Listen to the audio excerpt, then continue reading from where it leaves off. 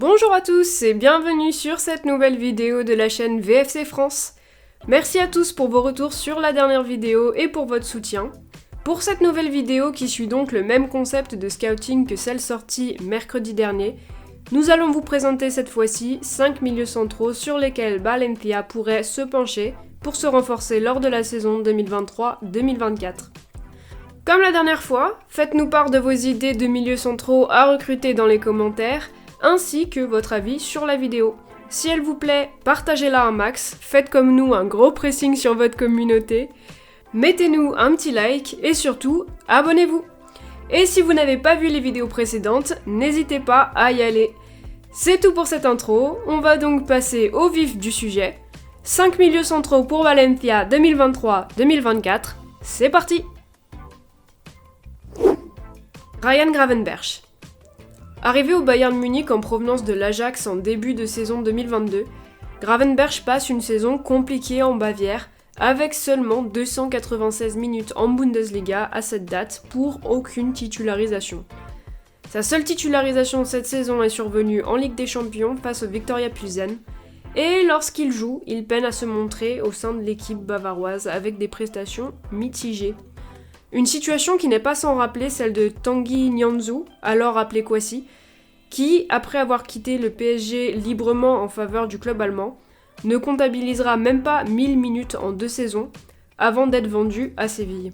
Pour s'éviter une nouvelle déconvenue, le Bayern pourrait être tenté de laisser partir son jeune milieu en prêt pour lui faire gagner de précieuses minutes dans un effectif moins compétitif que le leur. S'il retrouve son niveau de l'Ajax, il pourrait apporter beaucoup à cette équipe de Valencia. C'est un joueur capable de tacler, de se projeter balle au pied, de dribbler, de créer des situations de frappe pour ses coéquipiers et de marquer. Bref, un joueur vraiment complet malgré son jeune âge. Et en parlant de son jeune âge, il a d'ailleurs pour un jeune de 20 ans une expérience assez impressionnante. 210 matchs en pro, ainsi que 11 sélections pour les Pays-Bas, pour lesquelles il est passé par toutes les catégories de jeunes depuis les U15. Le joueur serait apparemment ciblé par Liverpool en vue d'un transfert, mais le Bayern n'est logiquement pas vendeur après seulement une saison, ce qui légitimise complètement l'espoir de le voir arriver en prêt dans un club aux ambitions moindres tel que Valence. Roberto Pereira.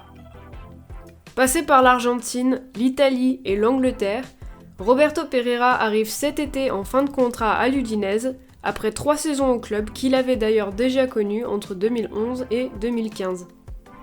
Un joueur moins complet que notre première proposition, car ses stats défensives ne sont pas particulièrement intéressantes, pour ne pas dire pauvres, mais ce n'est pas ce que l'on attend de lui, et nos propositions sont d'ailleurs toutes axées sur la recherche d'un profil créatif et décisif dans la surface adverse.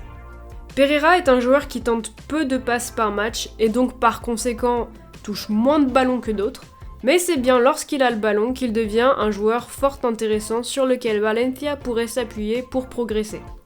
Avec près de 5 ballons touchés par match dans la surface adverse, il fait mieux que 99% des joueurs à son poste, et ces ballons, il sait quoi en faire. Avec ses 0,3 passes décisives par match, il fait de nouveau mieux que 99% des joueurs à son poste. D'ailleurs, avec un peu plus de réalisme si on se fie à ses expected goals, il ferait même mieux que 95% d'entre eux. Pereira est donc un joueur tout à fait capable d'être décisif, mais également capable d'amener le ballon lui-même dans les zones dangereuses par le dribble et la passe. Après les départs de Parejo et Soler, comblés seulement numériquement, Valence se trouve en manque de joueurs créatifs et capables de finir les actions. Le profil de Pereira semble parfaitement correspondre à ce besoin. Cela fait 3 saisons d'affilée qu'il termine son année à plus de 10 buts et passes décisives cumulées. À titre de comparaison avec notre effectif, nos 5 milieux réunis sont actuellement à 14 contributions cette saison. Pereira, seul, en est à 11. Libre de tout contrat, il serait une recrue fort intelligente pour le club tchèque. Aleix Garcia. Enfin un joueur de Liga. Passé par la formation de Villarreal, Garcia est recruté en 2015 par Manchester City.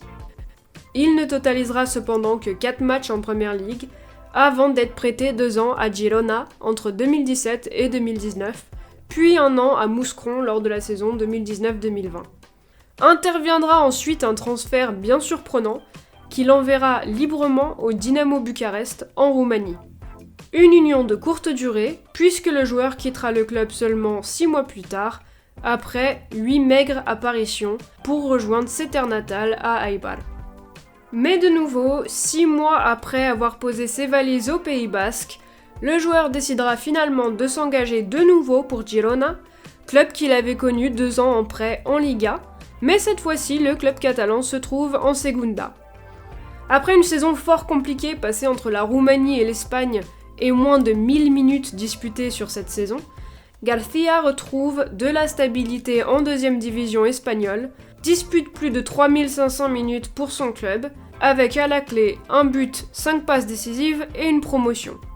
Alors certes, on a connu de plus belles stats, surtout en deuxième division.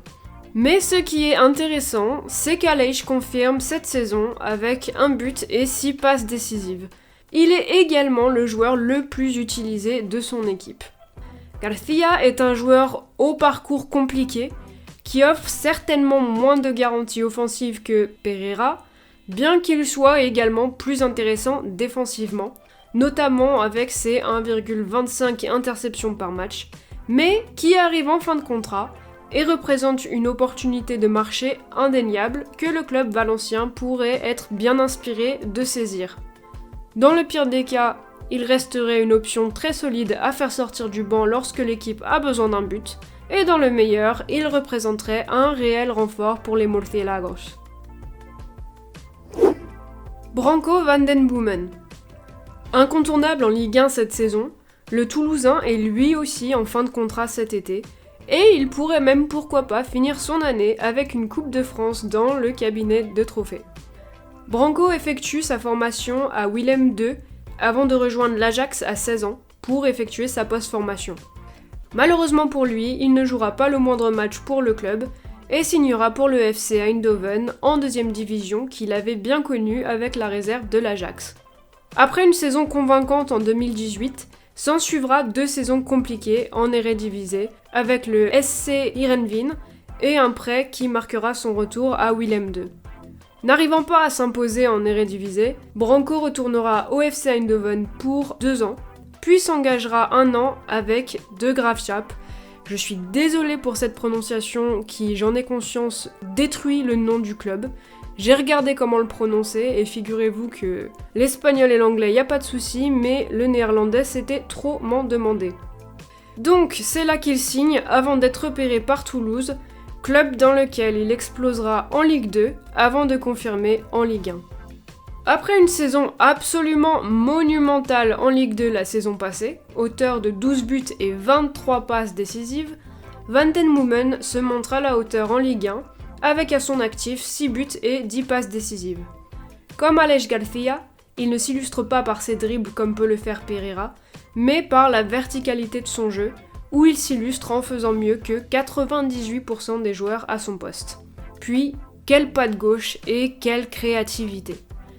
Avec un salaire dérisoire pour un joueur de son rendement, salaire estimé inférieur à 100 000 € par an, il semble que ses prétentions salariales soient ce qui bloque sa rénovation avec Toulouse.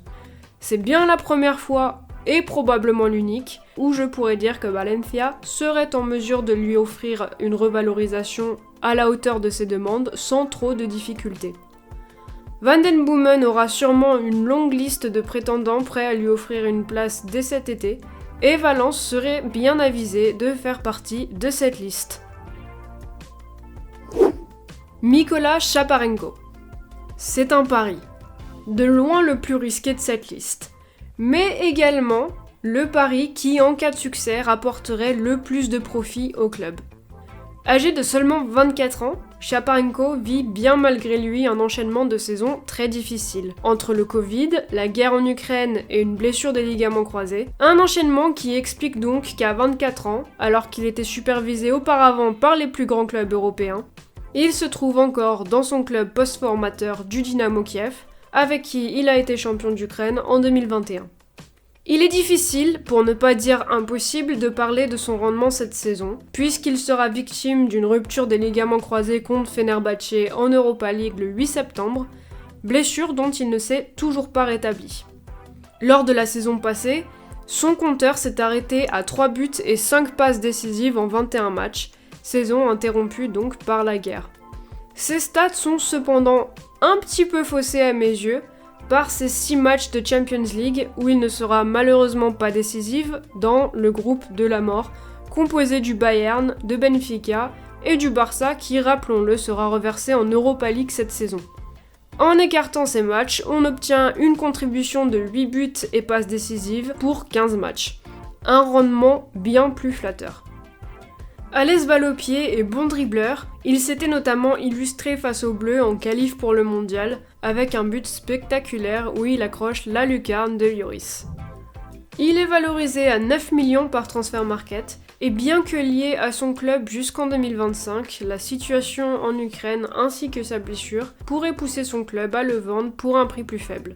Ils l'ont d'ailleurs fait cet hiver avec son ancien coéquipier Tsigankov, vendu à Girona pour 5 millions d'euros alors qu'il était valorisé à 22. Transfert qui semble d'ailleurs très bien marcher pour ce dernier. Le pari est risqué, mais si tentant qu'il serait bête de ne pas le prendre. Voilà, c'est tout pour cette vidéo. Une petite mention spéciale à Steven Eustáquio qui n'a pas atteint la liste des 5 pour une question de réalisme, mais ça a été un vrai crève-cœur de ne pas vous le proposer. Je tenais aussi à vous remercier encore une fois pour vos retours sur la dernière vidéo. On prend en compte les suggestions, même si à terme le format évoluera sûrement de nouveau. On essaye de trouver un bon équilibre entre les suggestions des uns et des autres et notre propre vision. Donc voilà, on tâtonne un peu, mais on fait de notre mieux. Et a priori, on ne peut que s'améliorer. Voilà, on a hâte d'avoir vos retours et de vous retrouver le plus tôt possible pour une prochaine vidéo. À bientôt!